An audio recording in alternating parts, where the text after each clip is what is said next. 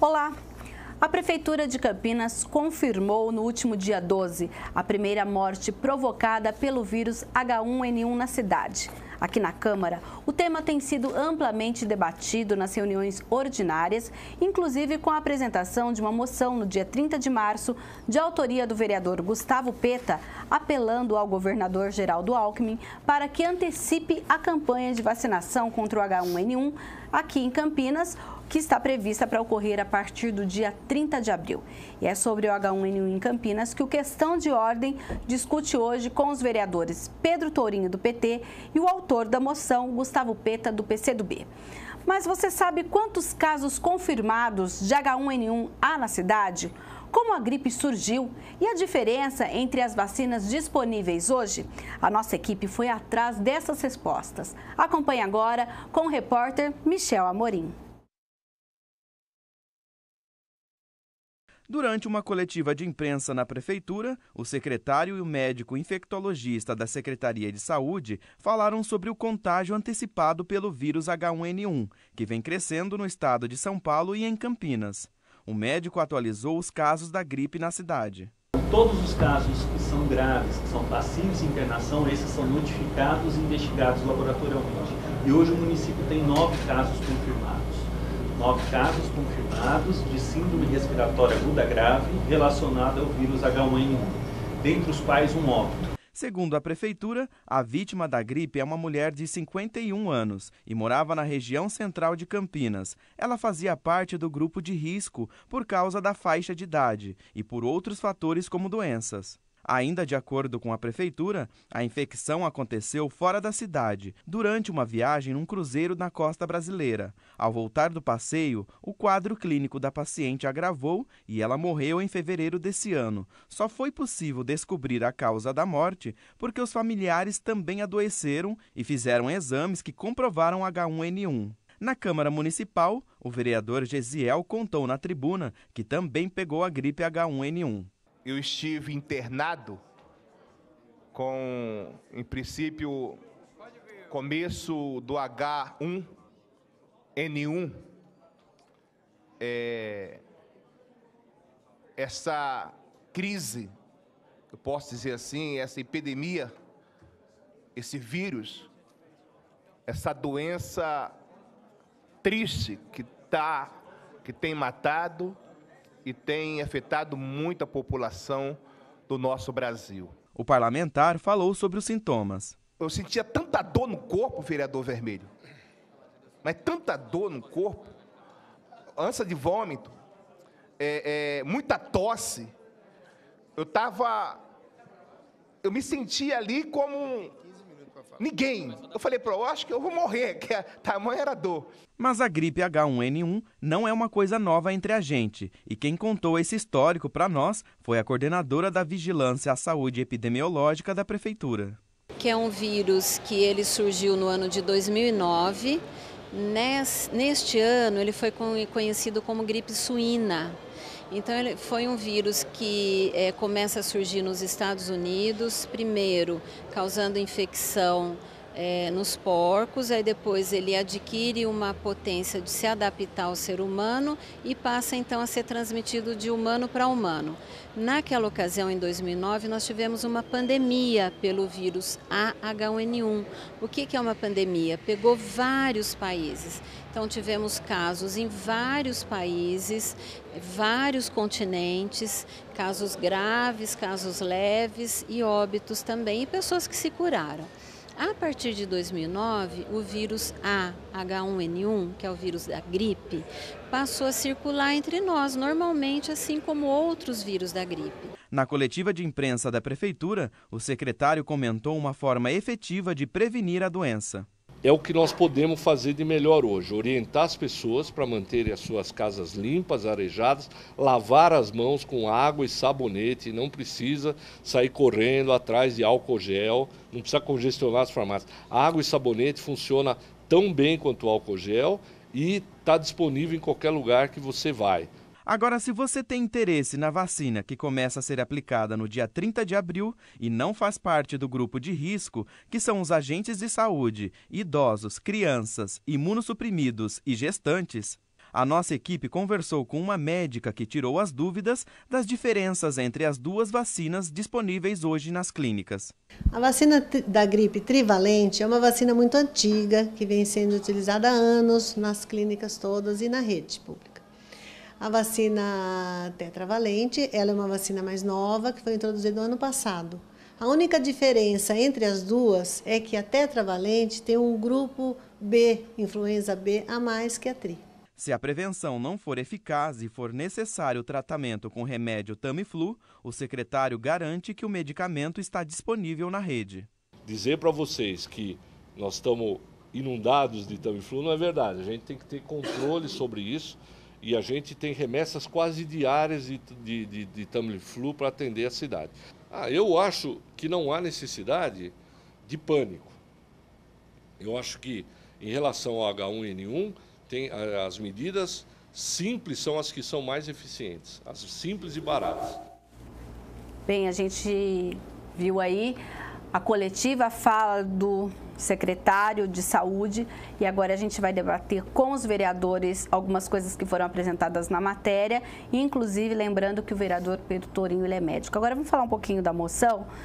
Vereador, o senhor falou, a gente teve aqui a moção aprovada. No início do mês, inclusive, o prefeito veio a público dizer que havia uma promessa do governador. No entanto, agora foi confirmado que realmente, assim como em outras cidades, apenas no dia 30 de abril. O senhor acredita que, nesse caso, o governador não foi sensível aos apelos de Campinas e da Câmara? Acredito que sim, Mena. Em primeiro lugar, boa tarde também ao vereador Pedro Tourinho. É um debate importante, a gente tem que fazer ele com muita responsabilidade, porque a gente não pode permitir no conjunto da sociedade um desespero, uma histeria em torno da questão, mas é algo que preocupa muito as famílias, as pessoas, porque nós já tivemos em anos anteriores epidemias graves em relação ao H1N1. O apelo era para que Campinas fosse contemplada também como outras regiões do estado de São Paulo, em especial a Grande São Paulo, que foi contemplada com uma antecipação da campanha agora no meio do mês. Campinas realmente só terá essa campanha a partir do dia 30 de abril. Nós achamos que pelos casos que já foram diagnosticados, pela primeira morte, inclusive, que foi confirmada no dia de ontem, Campinas deveria receber a antecipação dessa campanha. Nós estamos vendo muitas pessoas procurarem clínicas particulares, muitas vezes pessoas que até já tomaram a vacina no ano passado, não entendendo que essas vacinas que estão disponibilizadas nas clínicas particulares não irão resolver o problema, porque repetem a mesma vacina do ano passado, né? Elas são eficientes para quem não tomou a vacina no ano passado, né? Para quem já tomou, não adianta procurar uma vacinação numa clínica particular. É preciso esperar a campanha que chegará e que a vacina já estará adaptada à mutação do vírus, né? Então, por isso, da expectativa da cidade de receber essa campanha de maneira antecipada. Nós fizemos o apelo, o prefeito Jonas Donizete também conversou com o governador, chegou a anunciar que o governador haveria se comprometido com isso e, infelizmente, a resposta agora oficial durante o início dessa semana da Secretaria Estadual de Saúde é que Campinas não será contemplada e há uma explicação de alguns critérios técnicos que eu acho que não se sustentam, né? Não é motivo da gente criar um desespero enorme entre a população, não é. Mas o fato é que essa é uma preocupação das pessoas e que Campinas poderia ser contemplada por conta de alguns casos já diagnosticados de algumas mortes, não só Campinas, a região metropolitana. Sim. Que nós tivemos também recentemente a constatação da morte do ex-secretário adjunto de Educação de Americana, que também foi diagnosticado e acabou falecendo por conta da detecção do vírus. Então, eu acho que faltou sensibilidade, faltou empenho por parte do governo do estado e antecipar essa campanha para a região de Campinas. Sim, agora, vereador Tourinho, uma boa tarde. O que a gente pode dizer que aconteceu? O vírus se antecipou a vacina? Por que não antecipar a vacina? O senhor que é da área médica, o que aconteceu nesse ciclo do H1N1 esse ano aqui em Campinas e, de certa forma, quase em todo o estado de São Paulo. Bem, antes de mais nada, também boa tarde a todos os espectadores da TV Câmara, boa tarde, Mirna, boa tarde, vereador Gustavo Peta. Bem, veja só, Mirna, ninguém sabe exatamente por que essa epidemia chegou um pouco antes esse ano. Todo ano a gente tem a expectativa de que venha a chamada gripe sazonal. Né? A gripe sazonal ela é provocada pelo vírus influenza, o vírus A e o vírus B, são 2 tipos de vírus, sendo que os vírus A são aqueles que têm subtipos, que a gente classifica como H1N1, H3N2, que são os vírus que atualmente estão em circulação, o H1N1 e o H3N2. Né? E esses nomes, eles têm, o motivo deles é por causa de algumas substâncias que o vírus tem lá na membrana da paredezinha dele, que a gente no laboratório usa para diferenciar um tipo do outro. Ninguém sabe exatamente por que antecipou. Tem uns que postulam que tem a ver com a questão do clima, outros com viagens internacionais. Isso, na verdade, Mina, importa relativamente pouco para a gente. O que importa mais para a gente saber e para a gente poder discutir é quais são as medidas que podem ser usadas para minimizar esse problema, posto que o vírus H1N1 que está circulando esse ano é um vírus que tem uma notória agressividade, né? Quando em 2009 a gente teve aquela pandemia que acometeu o Brasil, foram milhares de mortos, né? Claro, com uma certa, vamos dizer, predileção, os casos mais graves por subgrupos de pessoas que tinham alguns problemas, as grávidas, as pessoas que tinham problemas de saúde já estabelecidos, mas sabendo que se trata de um vírus que tem uma agressividade um pouco maior do que habitual, né, um pouco maior que habitual, lembrando que a gripe sempre pode ser grave.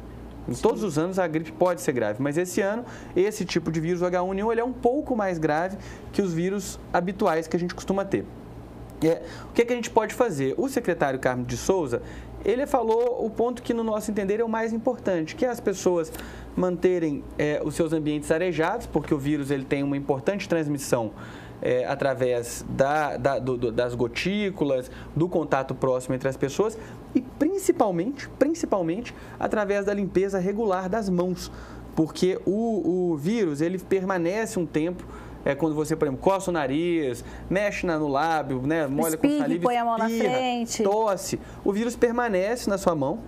Você vai, cumprimenta outra pessoa, aquela pessoa depois acaba se contaminando, né? Você toca um objeto, por exemplo, uma barra de um ônibus, né? Você toca uma maçaneta, e aquilo ali pode ficar ali um tempo e se tornar um foco de retransmissão do vírus para outras pessoas. Então, a lavagem regular das mãos com água e sabão é a principal medida para a contenção desse quadro. A vacina, o vereador Gustavo Peta foi muito feliz com essa moção. Ele fala da importância de antecipar. Pois é, se o vírus veio antes, a vacina, já que ela já está disponível, deveria, pelo menos para os grandes aglomerados urbanos, ela deveria ter sido antecipada. Essa disponibilização como é? Vem do Ministério da Saúde para o Estado e o Estado passa para os municípios. O Estado é que organiza a campanha, a ele é que caberia antecipar. E qual hoje é o critério técnico, até que o vereador Gustavo Peta disse, para dizer, não, vamos antecipar ou não vamos? Bem, o principal critério é a existência da epidemia. A epidemia se antecipou, foi isso que você falou. Por que se antecipou? Não nos interessa nesse momento saber disso, porque há várias hipóteses. O que importa é a gente caracterizar que houve antecipação, e é curioso saber, né?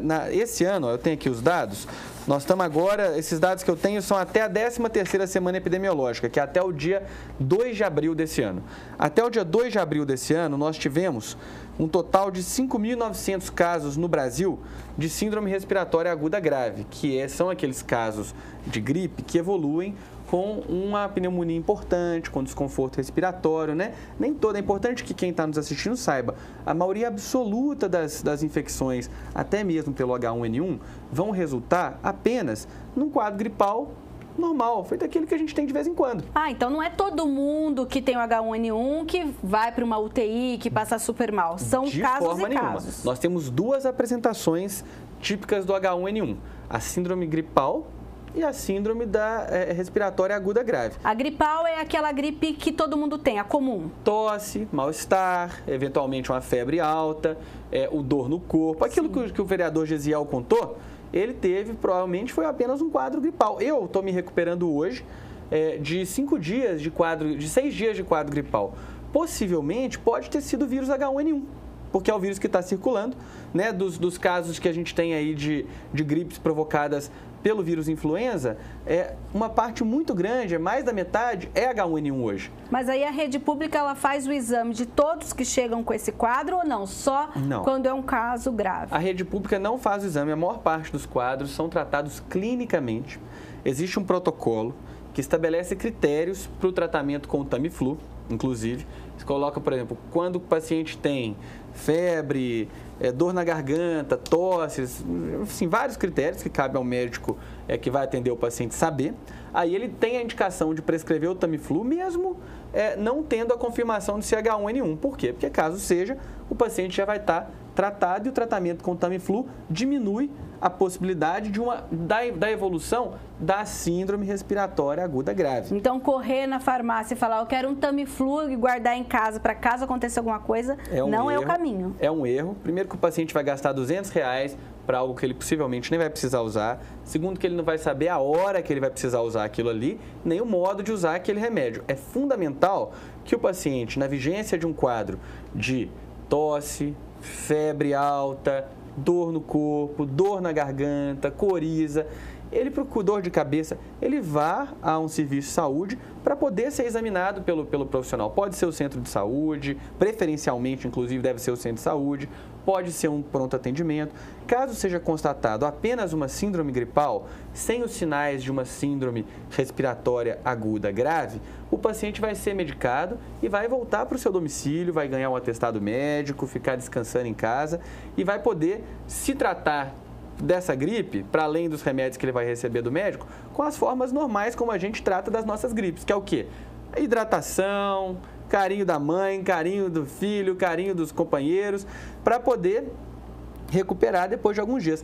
Quadro normal. Então, só para fechar, tem dois tipos de quadros que são provocados pelo mesmo vírus que é o H1N1, a síndrome gripal e a síndrome respiratória aguda grave. São quadros diferentes. E aí, para colocar o que eu tinha dito sobre o estado de São Paulo, a maioria disparada dos quadros de síndrome de respiratória aguda grave do país. Nós tivemos 5.970 até o dia 2 de abril. Destes, 3.900 são na região sudeste, sendo que, são no estado de São Paulo e 4.300 são na região sudeste. Quer dizer, há uma concentração desse problema no estado de São Paulo. Então, o governador Geraldo Alckmin, particularmente nas grandes aglomerações urbanas, onde a gente tem contato, as pessoas se empacotam no ônibus, né? Aqui em Campinas todo mundo sabe como é que está ruim o sistema de transporte, todo mundo anda empacotado, deveria ter sido feita antecipação para cá também. Eu acho que o governador Geraldo Alckmin foi negligente conosco aqui na região de Campinas. Tá certo. Então, daqui a pouco a gente volta a discutir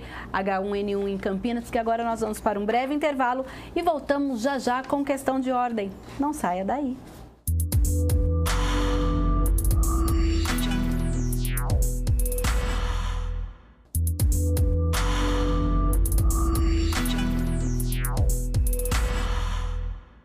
Estamos de volta com questão de ordem, que hoje discute o vírus H1N1 em Campinas, que está causando aí gripe e até um caso de morte confirmado. Mas antes, a repórter Juliana Juriato também foi buscar mais informações a respeito dessa gripe aqui na cidade. Acompanhe.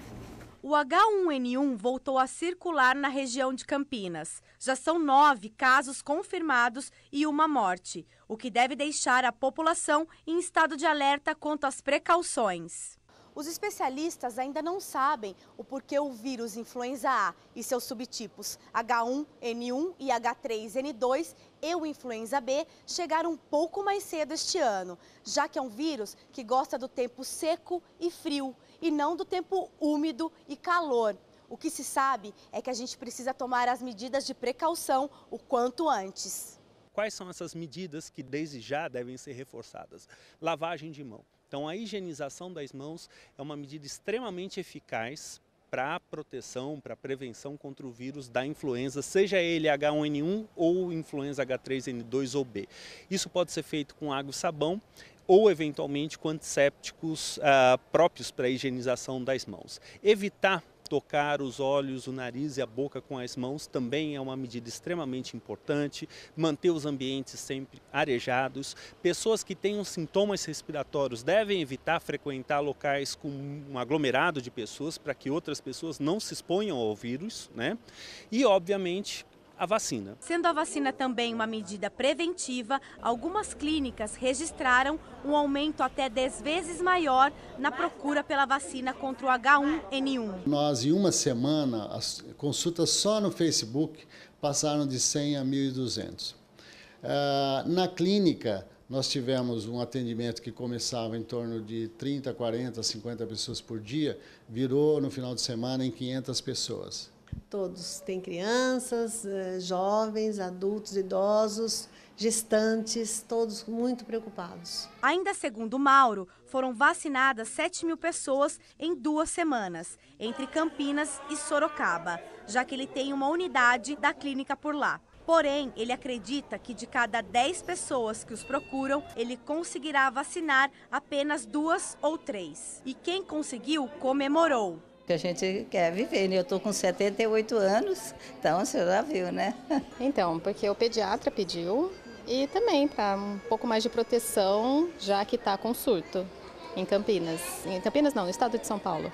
Então, acho melhor prevenir do que remediar, né? A vacinação nacional contra o vírus H1N1 começa no dia 30 de abril e vai até o dia 20 de maio, somente para os grupos de risco, como idosos, crianças, gestantes e portadores de doenças crônicas. Vale lembrar que os sintomas da síndrome respiratória grave, ou seja, a forma mais grave do H1N1, são febre alta, tosse, dor de cabeça, dores musculares, falta de ar, espirros, dor na garganta, fraqueza, coriza, congestão nasal, náuseas e vômitos e diarreia. Rodrigo Angerami, médico infectologista, faz um alerta à população que nem todos os casos de H1N1 se agravam. A grande maioria das pessoas que têm infecção pelo vírus da influenza vão ter doença branda e, eventualmente, podem ter a síndrome gripal, que não necessariamente vai complicar. Felizmente, a grande maioria das pessoas não vai apresentar complicações. É justamente aquilo que o vereador Pedro Tourinho falou agora há pouco, né? Que a maioria vai parecer uma gripe normal e alguns casos que vão evoluir. Mas 2 pontos importantes que foram apresentados nessa matéria: evitar aglomerações. A gente falou do ônibus, inclusive a gente teve aqui na semana passada um projeto que foi até debatido por alguns colegas, um que propõe gel nos shopping centers e lugares da cidade. Alguns vereadores disseram não há necessidade de álcool gel porque a gente precisa lavar a mão. Qual a importância nesse contexto de ter um lugar que tenha álcool gel disponível ou não? É melhor que tenha um lugar para lavar a mão? Qual é a avaliação que vocês fazem? Vou pedir primeiramente para o vereador Pedro Tourinho. Bem, Mina, a higiene das mãos, ela é importantíssima. Então, se houver a disponibilidade de banheiros com pias, água e sabão, né, por exemplo, num shopping, não vejo motivo para a gente já querer que os shoppings tenham, ou shoppings, ou os comércios, ou qualquer outro tipo de lugar tenha aqueles lugares com álcool gel para as pessoas saírem lavando as suas mãos. Não é necessário a cada 10 metros ter um álcool gel. De forma nenhuma. É importante, viu, Mirna, a gente ajudar as pessoas também a não caírem num certo desespero com essa situação. Né? Fazendo o controle da higiene, fazendo o que a gente chama de etiqueta respiratória, que é, né, quem está doente, usar um pano para a hora de tossir, evitar aglomerações, que é isso que foi colocado, a maior parte das pessoas pode ficar bem. E, inclusive, no caso da vacina, é importante lembrar que quem tem que ser vacinado são os grupos vulneráveis, que são, foi falado ali, as gestantes, os idosos, as crianças novas, as pessoas que têm alguma doença respiratória, uma comorbidade importante, uma doença importante já instalada. Não é todo mundo, profissionais de saúde, né? Mas não é todo mundo que tem que sair desesperado indo atrás da vacina, porque a vacina também tem efeitos adversos e ela precisa ser priorizada para esses grupos que têm maior necessidade. Mas agora tem 2 pontos. A gente falou dessas aglomerações. É hora de evitar ir ao shopping ou não é preciso mudar a rotina? O que você acha, vereador? Não, eu acho que as pessoas não podem, porque senão daqui a pouco as pessoas não podem mais ir trabalhar, porque a grande maioria da população depende do transporte público. Então, é evidente que o grupo mais de risco, principalmente as pessoas que têm doenças respiratórias mais graves, o vereador Pedro Torim pode me corrigir porque ele é médico e especialista no assunto, mas eu vejo assim, que as pessoas que têm um risco maior podem fazer um esforço de evitar na medida do possível também, porque ninguém pode alterar completamente a sua rotina. Mas eu acho que o mais importante são essas medidas preventivas. A vacinação, que deveria ter sido antecipada, mas se não foi, ela irá ocorrer a partir do dia 30 de abril, em torno de 15 dias, e essas medidas que já foram aqui colocadas, né, em relação à lavagem de mãos e outras. Hoje, inclusive, eu estive no posto de saúde de Barão Geraldo, tem uma plaquinha e tem uma caixinha com algumas máscaras, dizendo assim, se você está gripado, por favor, utilize uma máscara. Não, porque como ninguém sabe que é H1N1, já utiliza a máscara como uma espécie de prevenção? É nesse sentido? Isso é o que eu falei agora como a chamada higiene a etiqueta respiratória, né? O que acontece? Um centro de saúde é um local que concentra pessoas no horário da manhã, particularmente, com problemas de saúde os mais diversos. Se você está tossindo, está com o nariz escorrendo, teve febre, está com dor de cabeça, dor no corpo, se você ficar sentado lá, ao lado de outras pessoas, tossindo para um lado, para o outro, você corre risco de contaminar outras pessoas. Então, a máscara é uma boa ideia para que quem está com um quadro desse, garanta que não vai sair por aí espalhando o vírus para outras pessoas que podem estar lá por outros motivos. Pode estar por causa da pressão, do diabetes. Uma consciência também de quem está ali sendo atendido. E para evitar que naquele lugar onde tem mais chance de ter alguém com H1N1, que isso seja transmitido para as pessoas o tempo todo. Mas já, inclusive, complementando o que o vereador Gustavo Peta falou, as pessoas não devem interromper as suas rotinas de modo algum por causa disso. Não é momento de pânico. Não é momento de pânico. Mesmo porque a Secretaria não considera os 9 casos confirmados como já sendo uma epidemia. Campinas não vive essa epidemia como algumas outras regiões do estado. Não, na verdade, assim, todo ano a gente tem uma epidemia de gripe. Isso é normal. Se a gente tivesse que... A gripe todo ano pode causar morte. Inclusive, é interessante colocar que tem outros tipos de vírus da gripe causando mortes também, sabia disso? Não. Não é só o vírus H1N1 que leva as pessoas ao óbito. Dos quadros de síndrome da angústia respiratória aguda grave que levaram as pessoas ao óbito no estado de São Paulo, apenas um percentual é por causa do vírus H1N1. O vírus B, por exemplo, o influenza B, também pode levar, que é outro vírus, pode levar um quadro gripal que evolui para o óbito. Mas por que, então, essa atenção nesse momento para o H1N1? Porque, feito eu falei, ele é um pouco mais agressivo que os demais. Ele é agressivo e tem uma lembrança coletiva em relação a alguns anos atrás. A pandemia de 2009. Então, acho que isso cria essa sensação de muita insegurança, que é normal que ela exista, mas que ela não pode ser transformada em pânico coletivo generalizado. Por isso que a orientação é essa. E queria também concordar com o que o vereador Pedro Torim disse em relação àquelas questões relacionadas a álcool e gel. Porque eu acho que também, às vezes, a gente tem que tomar cuidado e não permitir que o mercado aproveite oportunidades para introduzir seus produtos e usar essa situação. Então, o mais importante... Em 2009 foi uma correria atrás do álcool gel. É evidente que quem puder usar álcool gel também funciona. Mas o mais importante é garantir que as mãos fiquem limpas e que você possa higienizar as mãos várias vezes ao dia, né? Essa que é a mudança de rotina que talvez possa ser recomendada para que a gente diminua a transmissão do vírus pela cidade. Sim, agora a gente viu aí uma grande procura pelas clínicas particulares, já mencionamos sobre isso no primeiro bloco. Esse vírus H1N1, que as clínicas particulares, elas se anteciparam ou é a mesma vacina que depois virá para a rede pública ou são coisas diferentes? Não, é uma vacina que tem eficácia para proteger a pessoa do H1N1. Tá? Então, a pessoa que quiser ir na clínica e se vacinar contra esse tipo de gripe, ela não vai estar sendo enganada pela clínica, né? Ela pode ser vacinada e ela vai estar, a partir da reação que o corpo dela vai fazer, né, no contato com aquela vacina, ganhando uma certa imunidade contra aquela doença. Ela não impede, inclusive, que a pessoa tenha um quadro gripal, viu? Sim. A vacina, ela alivia. Eu vou voltar até um pouquinho. Quando começou a campanha nacional de vacinação, as pessoas falavam, não, eu não vou vacinar, porque eu vacinando é que eu pego a gripe.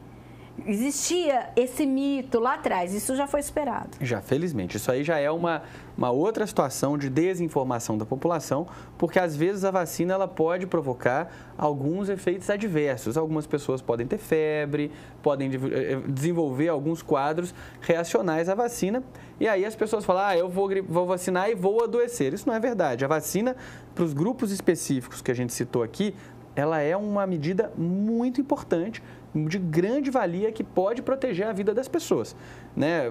Novamente, para quem tem uma doença respiratória grave instalada, uma bronquite, uma doença pulmonar obstrutiva crônica, quem é tabagista com já sequelas instaladas. O senhor citou, inclusive, que conhecia a pessoa desse caso e que ela era tabagista. Essa pessoa que faleceu, uma grande amiga minha, infelizmente, uma amiga pessoal minha, esse caso que foi confirmado, a gente lamenta muito esse ocorrido, né? Ela esteve num cruzeiro, voltou doente.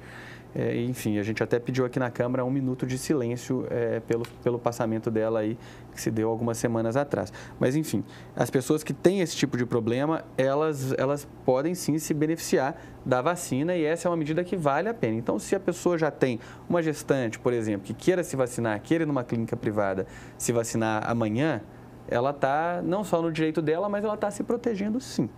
Tá? E fora esse grupo que foi mencionado, inclusive, nas duas matérias e que vocês já reforçaram aqui, se essa pessoa quiser ir a uma clínica particular, ela pode ser vacinada? Pode. A gente entende que ela não precisa ser vacinada. Tá? Ela não precisa porque ela não está naqueles grupos que têm mais chance de desenvolver uma síndrome respiratória aguda grave. Tá? Mas ela querendo vacinar, ela é uma relação comercial, a relação da clínica de vacina é diferente de uma medida de saúde pública, né? São propostas distintas. Uma medida de saúde pública, ela vai focar naquilo que vai garantir o benefício coletivo, a melhor relação de proteção para o todo da sociedade. Já a clínica particular, ela está vendendo um produto que pode ter seus atrativos para algumas pessoas, outras não, e aí o cliente vai lá e se vacina. A gente teve aqui há alguns anos, vereador Peta, que chegava assim ao final da campanha, olha, apenas X% desse grupo se vacinou, as pessoas não estão procurando a vacinação. Esse ano, pelo jeito, vai ser diferente. Ah, com certeza, porque os dados, as informações acabam levando uma preocupação coletiva grande. Agora, vereador Pedro Tourinho, só para, até para tirar uma dúvida, porque eu acabei consultando também um médico que me disse o seguinte, que se você tomou a vacina há menos de um ano, você poderia aguardar o 30 de abril a nova vacinação e não precisaria, portanto, procurar as clínicas particulares. Isso se confirma?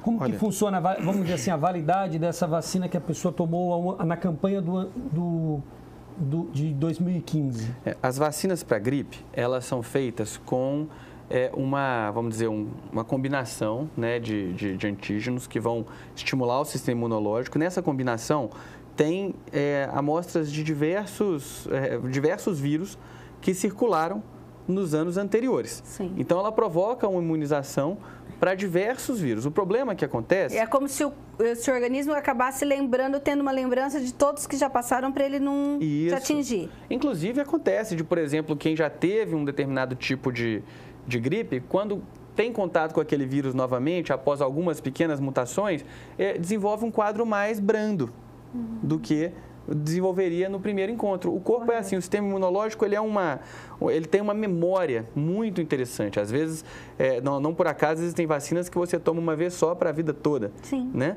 Então, ele tem essa capacidade de fazer memória.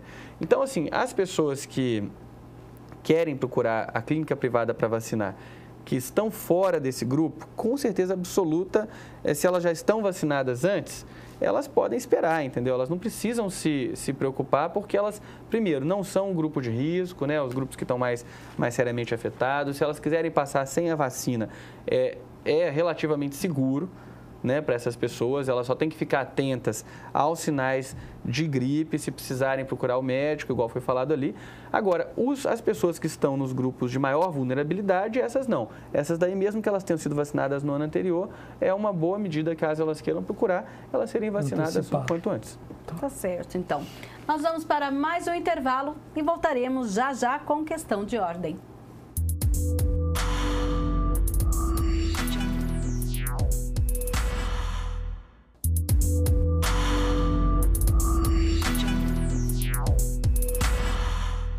Estamos no último bloco do Questão de Ordem de hoje, que discute a gripe H1N1 em Campinas. A gente falava sobre a vacinação no bloco anterior. Aí eu pergunto, existe essa data, 30 de abril, inicia-se a campanha, tem um grupo de risco. Se o grupo de risco não atingir, ainda sobrou vacina, como saúde pública pode o prefeito ou o governo ou o Ministério da Saúde dizer, não, agora nós vamos então vacinar a todos da população que tenham interesse, ou isso geralmente não é uma medida de saúde pública, vereador Torinho? Bem, geralmente isso não é uma medida de saúde pública. Geralmente a prefeitura vai ter um número de vacinas, uma meta. Essa meta é cobrir um percentual dentre os grupos-alvo. Sim.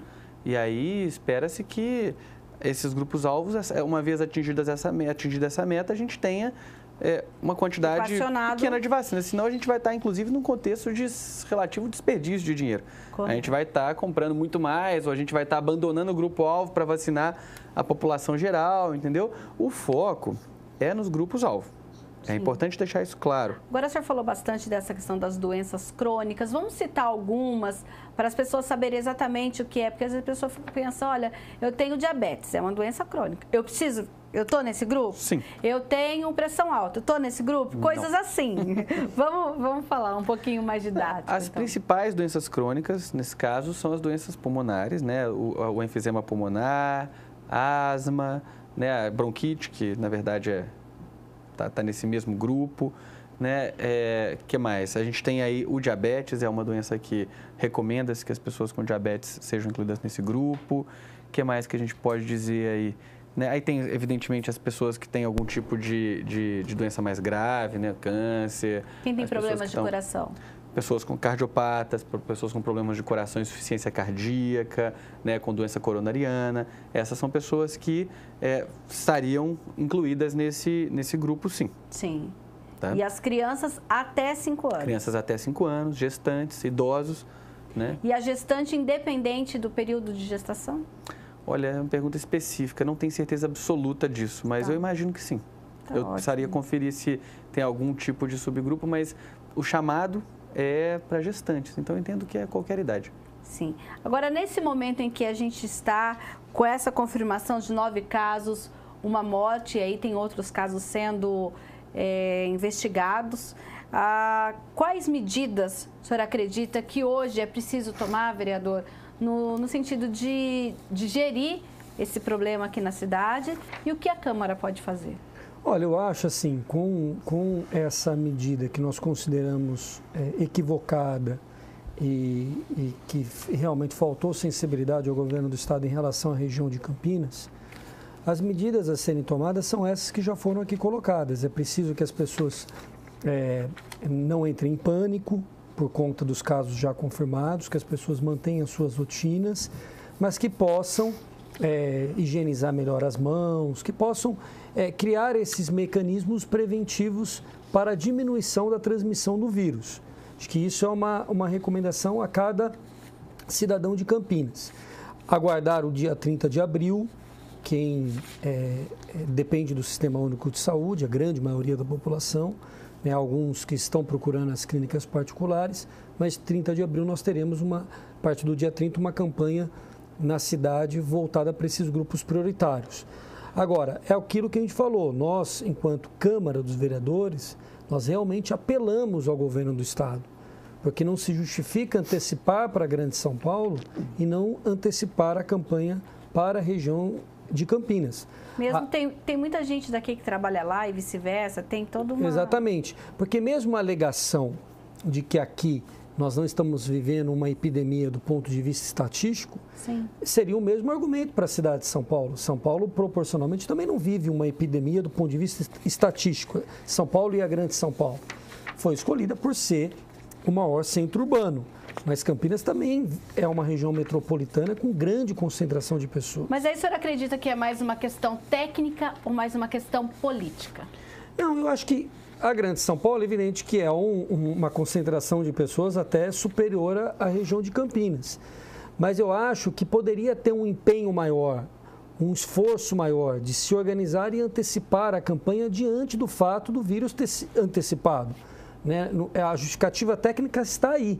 Esse vírus geralmente aparece com força de epidemia no final do outono.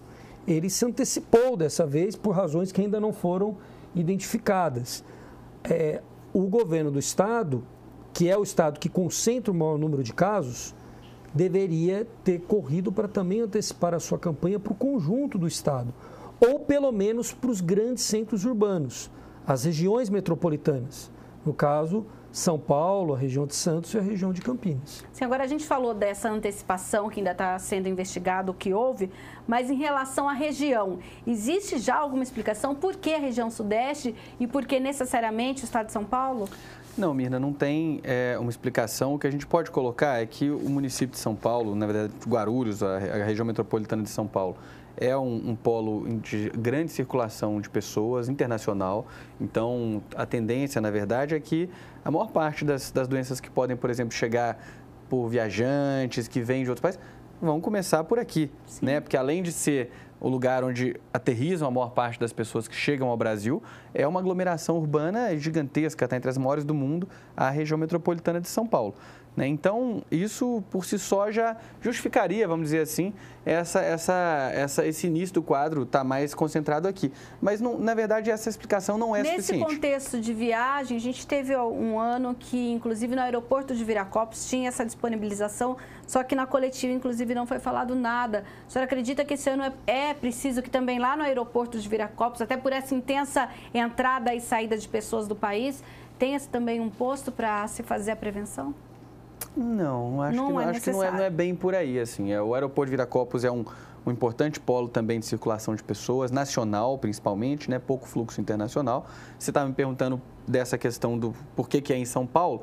Eu fiz aqui essa possibilidade de ter sido por conta disso, mas nem isso está claro. A gente tem que ter paciência e aguardar, porque o Brasil tem grandes institutos de pesquisa em microbiologia, grandes virologistas que são especialistas nessa questão e epidemiologistas que ainda estão quebrando a cabeça nesse momento para entender esse fenômeno nacional nesse momento. Eu ia dizer sobre isso. Na última semana nós tivemos também a morte de uma outra pessoa que a família encomendou um laudo particular, olha, é H1N1. A prefeitura diz, não, nós temos que aguardar o laudo oficial do Instituto Adolfo Lutz. Então, é isso mesmo, temos que aguardar o que o Adolfo Lutz e todo o país, é lá que é feito o exame ou é só o Estado de São Paulo? Estado de São Paulo, né? A gente tem também a Fiocruz, a gente tem vários institutos no Brasil que são institutos de referência, né? O Brasil tem uma escola de saúde pública tradicional, extremamente consolidada, né, nessa questão das doenças infecciosas particularmente. Então, essas pesquisas atualmente são feitas em polos regionais que a gente tem distribuídos pelo Brasil. Sim, e sempre em termos de saúde pública, é esse laboratório público que vai dizer é ou não é, mesmo que a família ou alguém tenha algum laudo de uma clínica particular. Veja bem. Aí, assim, por que essa precisa ser? Na verdade, assim, isso que está sendo colocado eu não conheço a clínica que fez essa informação. Às vezes é um instituto, um equipamento que tem também uma excelente estrutura, que tem todas as condições de ter antecipado esse resultado, que muitas vezes pode vir a ser confirmado, inclusive, pelo laboratório público, né? A questão toda é uma central que coordene a coleta e o processamento de informações. A gente precisa que as informações sejam organizadas. Sim. E aí, se cada um vai atrás de uma clínica, de um lugar, a gente não consegue sistematizar essas informações e ter um panorama global, real, do que está acontecendo. É por isso que os grandes laboratórios públicos são a nossa referência, não só por eles serem os polos de excelência, onde se formam, inclusive, todos esses profissionais que eventualmente depois vão para o setor privado, mas por serem eles também os coordenadores da informação. Então, esse é o principal motivo pelo qual a gente repete e confirma essa informação que a Prefeitura deu, acho que é ali que tem que esperar o resultado do laboratório público. E acho que a família deve ficar tranquila em relação a isso, porque é um instituto realmente muito respeitado, são profissionais seríssimos, e eu não acredito em mudança de estatística ou de número por conta de razões... Não é nem por não confiar, porque para querer saber logo o que não, houve, sim, pode ser acho que a família está né? em todo o direito e possivelmente deve ser até confirmado, provavelmente, por conta de todos os, nesse caso, todos os indícios levam a crer que ele realmente faleceu por conta do vírus. Mas é preciso só um pouquinho de paciência para aguardar a confirmação. E agora, em termos de saúde pública, vereador Peta, a gente tinha aí uma preocupação com a dengue, depois veio a preocupação com o Zika, todo mundo falando do Zika, agora H1N1. O senhor acha que, nesse caso, as pessoas acabam esquecendo um pouco os outros dois problemas? Eu acho que, na verdade, a preocupação continua em relação às dois outros problemas, a dengue. Chikungunya, mas aí não tem muito aqui caso, é mais o Zika que deu aquele... Mas eu acho que a população não deve deixar de se preocupar em fazer a sua parte, dar a sua contribuição em relação a essa grande campanha que nós temos no Brasil todo, principalmente focada em São Paulo, porque os números também aqui em São Paulo são números alarmantes em relação a isso. Então, acho que a população não pode, por conta de um problema, esquecer os outros, né? O que a gente estava até comentando aqui, né, com o vereador Pedro Torinho, com você, Mina, você vê a situação hoje das gestantes, né? Quantas preocupações, né? Então, tanto em relação ao Zika, dengue e agora também H1N1. Então, a gente fala que todo mundo tem que ficar calmo, tranquilo e que a gente possa enfrentar isso e superar esses problemas o quanto antes. Como fica o gerenciamento da saúde pública nesse contexto? Bem, infelizmente, Campinas, nesse momento, tem justamente uma crise de gerenciamento da saúde pública, né? A gente acho que nunca passou por um momento de tamanho caos na saúde pública da cidade, né? Eu tenho feito reiteradas críticas à administração municipal por conta disso. Acho que a gente vive uma gestão que ela é omissa, né? O secretário sempre diz que as coisas, que é suficiente, que está tudo bem, que tem disponibilidade, mas a gente vê falta de medicamentos, falta de profissionais. No Hospital Mário Gatti, só no Hospital Mário Gatti, faltam 200 técnicos de enfermagem para poderem realizar procedimentos, e os usuários ficam horas e horas na fila esperando, né? Às vezes em situação indigna, né? Então, o que a gente espera e, de certa forma, denuncia aqui também é que a Prefeitura pare de se omitir da situação de saúde pública, pare de naturalizar essa crise de saúde pública como se ela fosse normal, como se o SUS sempre fosse assim. O SUS Campinas já foi referência nacional, já foi motivo de orgulho para o campineiro, já foi, em vários momentos, considerado um dos melhores sistemas públicos de saúde do Brasil. Então, é inadmissível que, no momento de tamanha pressão epidemiológica aí, de dengue, zika, chikungunya, H1N1, mais os problemas habituais que a gente tem, as causas externas, acidentes, homicídios, a questão da hipertensão, diabetes, tudo isso junto, a gente tenha, na verdade, uma Secretaria de Saúde que preocupa-se mais do que tudo em botar panos quentes. Essa, para nós, é uma imensa preocupação e a gente espera que essa postura não seja mantida por essa administração. Em termos de legislativo, o que a Câmara pode fazer a respeito? Acho que a primeira coisa que a Câmara tem que fazer é fiscalizar, acompanhar, estar presente no dia a dia dos serviços, vendo o que está acontecendo nos serviços, informar, feito nós estamos fazendo aqui agora, né? Ajudar as pessoas a entenderem o que é que está acontecendo, né? E eu entendo que o Legislativo tem que chamar os agentes públicos para dentro dessa casa, né, da Câmara de Vereadores, para que eles expliquem para nós, vereadores, o que está sendo feito, como é que as coisas estão sendo dadas, para que a gente possa cobrá-los adequadamente. Infelizmente, na sessão retrasada, uma convocação que eu pedia para o presidente do Mário Gatti, por exemplo, para explicar a crise do hospital, foi rejeitada pela base do governo, que acabou achando melhor não trazê-lo aqui para explicar para nós o que passa-se naquele hospital, que já foi motivo de orgulho para Campinas e hoje submete os campineiros a períodos de demora, de filas, a um tratamento que está muito aquém do que a gente gostaria que fosse o tratamento que o campineiro merece receber. Entendo. Então, a gente fica por aqui. O nosso tempo acabou. E se você não acompanhou Questão de Ordem por inteiro, tem acesso à nossa página no youtube.com/TV Câmara Campinas. Você também pode seguir a TV Câmara no Facebook. Pode ir lá, curtir e acompanhar as nossas postagens. Todos os programas e reportagens também estão lá no nosso Facebook. A gente fica por aqui e até um próximo Questão de Ordem.